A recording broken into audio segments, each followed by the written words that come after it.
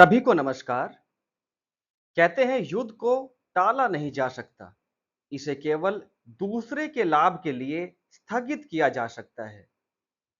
ये बात Niccolo Machiavelli ने कही, जो कि हमारे आज के टॉपिक इजराइल पैलेस्टीन कॉन्फ्लिक्ट पर लागू होती है। तो आइए इसी के साथ जानते हैं पिछले शनिवार 7 अक्टूबर को वास्तव में हुआ क्या है। दरअसल पिछले शनिवार को हमास ग्रुप ने, जिसके बारे में हम आगे जानेंगे, 5,000 रॉकेट्स के साथ इजराइल पर एक मैसिव हमला किया और अपनी फौज को साउथ इजराइल की तरफ रवाना कर दिया। गाजा स्ट्रिप को रेड कलर से हाईलाइट किया गया है। इसी दौरान हमास मिलिट्री के एक उभरते लीडर, जिनका नाम मोहम्मद दाइफ है, उसने इजराइल को लेकर कहा कि इनफ इज इनफ, बस बहुत हो गया, और फिलिस्तीनियन को इस नए कॉन्फ्लिक्ट में शामिल होने के लिए कहा, जिसे ऑपरेशन अल अक्सा स्टॉर्म नाम दिया गया है। इस हमले के बाद इजराइल में भी state of the war alert जारी हो गया है। यहां तक कि इजराइल के डिफेंस मिनिस्टर याव गैलेंट ने मीडिया से कहा कि युद्ध भले ही हमास ने शुरू किया है, पर इसे जीतेगा इजराइल ही। इजराइल पैलेस्टीन कॉन्फ्लिक्ट को समझने से पहले देखते हैं इंडिया के रिस्पेक्ट में ये कहां पर है। इजराइल भारत के पश्चिम में है, जहां पर रेड पेन से मार्क किया गया है। लेफ्ट में जो इमेज है वो इजराइल और पैलेस्टीन का मैप है, जिसमें ब्लैक कलर डिनोट करता है पैलेस्टीन का एरिया। बाकी येलो कलर सारा इजराइल बाउंड्री के अंदर आता है। आइए अब जानते हैं कि क्यों इजराइल पैलेस्टीन कॉन्फ्लिक्ट को अटल यानी ना टाले जाने वाला युद्ध कहते हैं, और इसके पीछे का इतिहास क्या है। दरअसल इजराइल के नागरिक ज्यूज हैं, जिन पर कभी धर्म के नाम पर तो कभी उनके कल्चर को लेकर अत्याचार होता रहा है। इसलिए इन ज्यूस लोगों ने 1897 में एक जियोनिस्ट मूवमेंट चलाई, जिसमें इन्होंने इजराइल नाम से अपना एक देश बनाने के लिए पैलेस्टीन में जगह लेकर रहना शुरू किया।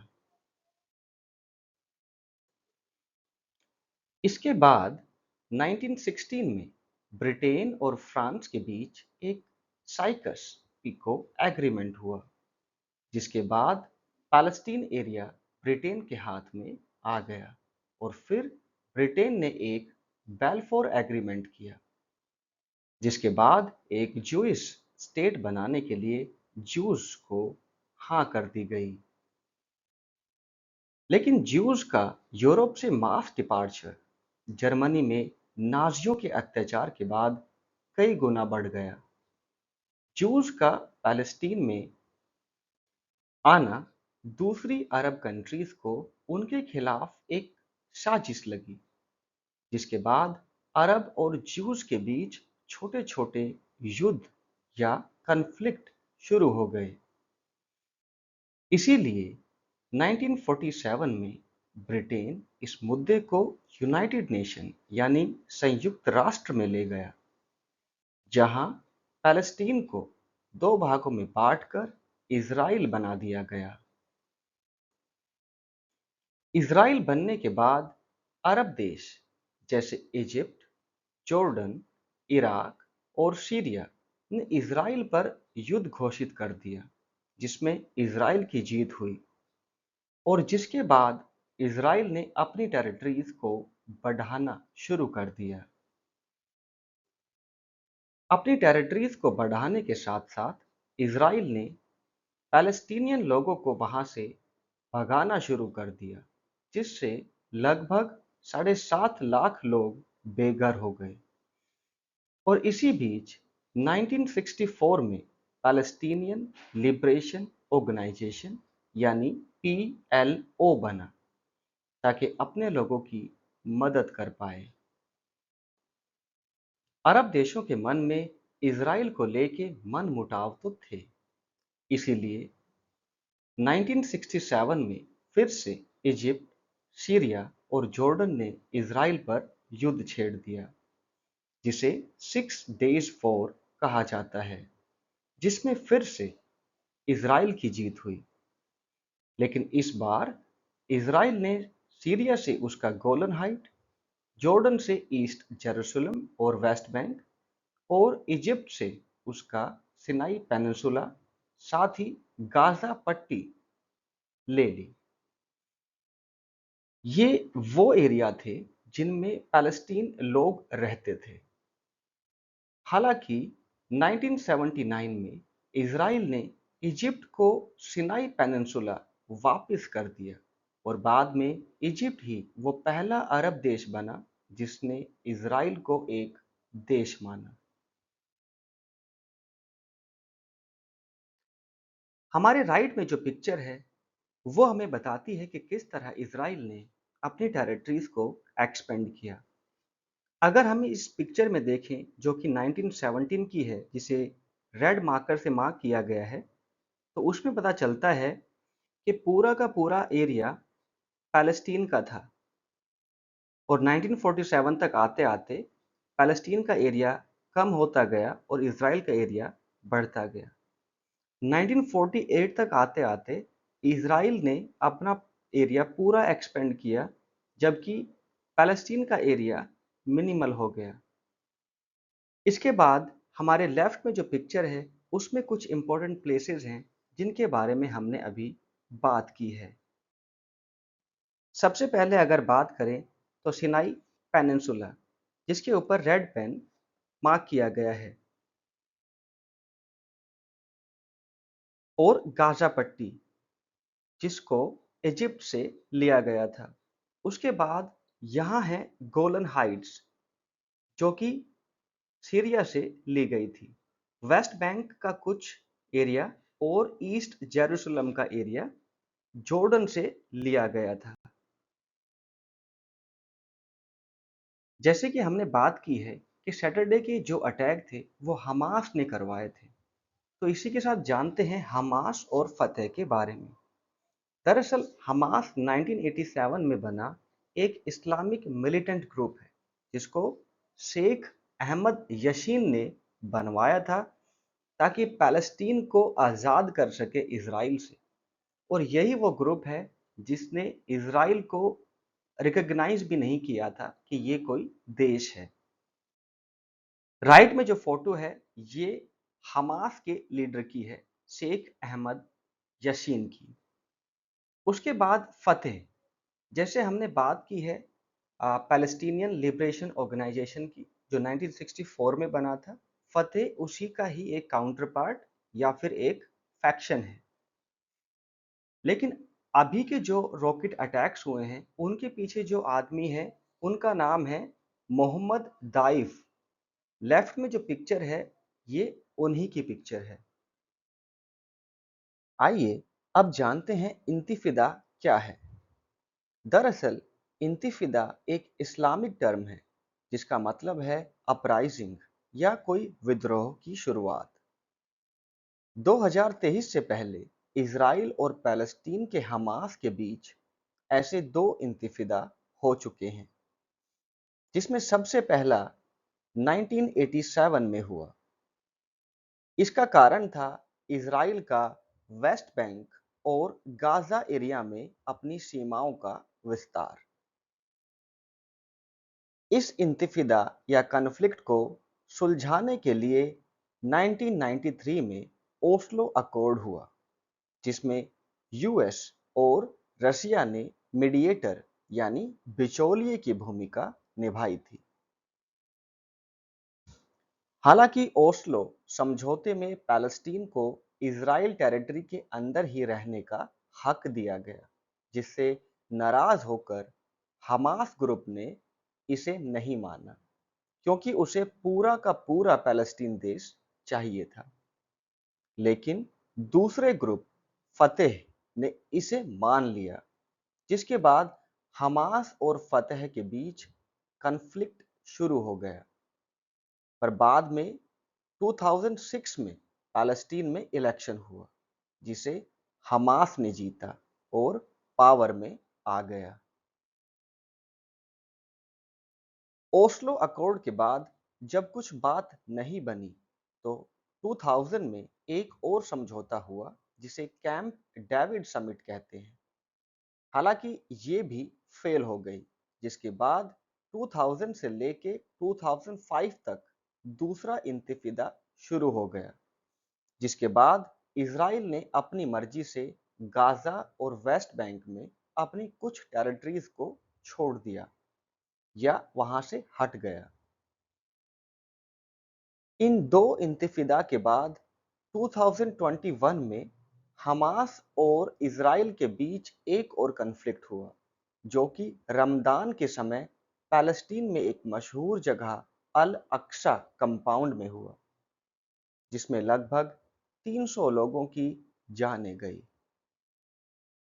और आज 2023 में शुरू हुआ ये कॉन्फ्लिक्ट को तीसरे इंतिफादा की शुरुआत माना जा रहा है। तो आइए अब बात करते हैं, आखिर ये दोनों देश चाहते क्या हैं। सबसे पहले बात करते हैं कि पैलेस्टीन क्या चाहता है। पहला, इजराइल की टेरिटरीज वही हो जो 1967 से पहले थी, और उसके बाद जो भी टेरिटरीज इजराइल ने बढ़ाई हैं उन्हें वो छोड़ दे, जिसके बाद वेस्ट बैंक और गाजा पट्टी के एरिया को मिलाकर एक अलग पैलेस्टीन देश बनाया जा सके, जो अब से काफी बड़ा होगा। दूसरा, किसी भी शांति समझौते से पहले इजराइल को अपनी सीमाओं के विस्तार का जो आइडिया है उसे छोड़ना होगा, त्यागना होगा। तीसरा, पैलेस्टीनियन रिफ्यूजी अपने घर आ सकें। और लास्ट में, पैलेस्टीन चाहता है कि पूर्वी जेरूसलम को वो अपनी कैपिटल या राजधानी बना सके। अब बात करते हैं कि इजराइल क्या चाहता है। सबसे पहला, जेरूसलम पर पूरा अधिकार, जिसे वो पैलेस्टीन को नहीं देना चाहता। दूसरा, इजराइल को एक जूइश स्टेट मानना, क्योंकि इजराइल ही पूरे विश्व में एक ऐसा देश है जो केवल एक विशेष धार्मिक समुदायों के लिए बनाया गया है। तीसरा, पैलेस्टीनियन रिफ्यूजी इजराइल में ना रहें और सिर्फ पैलेस्टीन में ही जाएं। और लास्ट में, जानते हैं कि क्यों जेरूसलम इतना खास है। देखिए, जेरूसलम वेस्ट बैंक और इजराइल के बीच में एक जगह है, जिसे रेड पेन से मार्क किया गया है। ये जगह यहूदियों और मुस्लिम्स दोनों के लिए पवित्र मानी जाती है, इसलिए दोनों ही देश इसे अपनी राजधानी बनाना चाहते हैं। अब जानते हैं कि इनके कॉन्फ्लिक्ट्स को सुलझाने का तरीका क्या है। सबसे पहले, ऐसा मुमकिन नहीं है कि एक ही देश बन सके, इजराइल या फिर पैलेस्टीन। इसलिए टू स्टेट सॉल्यूशन ही इसका एकमात्र उपाय है, जिसमें गाजा पट्टी और वेस्ट बैंक को पैलेस्टीन और बाकी एरिया इजराइल के पास रहे। दूसरा, पैलेस्टीन में डेमोक्रेसी या लोकतंत्र, जिससे हमास जैसे रेडिकल ग्रुप की जगह दूसरे डेमोक्रेटिक ग्रुप सामने आ सके। तीसरा, इस कॉन्फ्लिक्ट को केवल इजराइल और पैलेस्टीन के बीच नहीं समझना, क्योंकि दूसरे देश जैसे Egypt, Iran, Syria, Jordan and so on in conflicts को किसी न किसी तरह सपोर्ट करते हैं। इसलिए इन सभी के बीच कोई शांति समझौता होना चाहिए और अंतर्राष्ट्रीय स्तर पर इसका कोई मजबूत उपाय ढूंढना चाहिए। आइए अब अपनी वीडियो को एंड की तरफ ले जाते हुए इंडिया का इन सब पर क्या स्टैंड है वो देख लेते हैं। ये नरेंद्र मोदी जी का ट्वीट है जिसमें उन्होंने कहा है कि इस मुश्किल घड़ी में भारत इजराइल के साथ है। भारत की इजराइल और पैलेस्टीन को लेके डिहाइफनेशन पॉलिसी है, जिसका मतलब है कि उन दोनों देशों के साथ अच्छे संबंध रखना जिनका आपस में तनाव हो, जैसे इजराइल और पैलेस्टीन का है। भारत के संविधान का आर्टिकल 51 जो कि पार्ट 4 में दिया गया है, अंतर्राष्ट्रीय शांति और सुरक्षा की बात करता है। साथ ही भारत की गुट निरपेक्ष नीति एक पक्ष का समर्थन नहीं करती। भारत हमेशा से ही मध्यम मार्ग का अनुसरण करता आया है। और लास्ट में पॉल फिशल का एक कोट जिसमें उन्होंने कहा है कि युद्ध अटल है अगर मर्दानगी को दोबारा परिभाषित या डिफाइन नहीं किया गया तो इसी के साथ आइए अपनी इस वीडियो को एंड करते हैं। इस वीडियो को देखने के लिए आपका शुक्रिया। अगर आपको यह वीडियो पसंद आई तो इसे like, share, comment your feedback and subscribe to my channel Informatics. Thank you.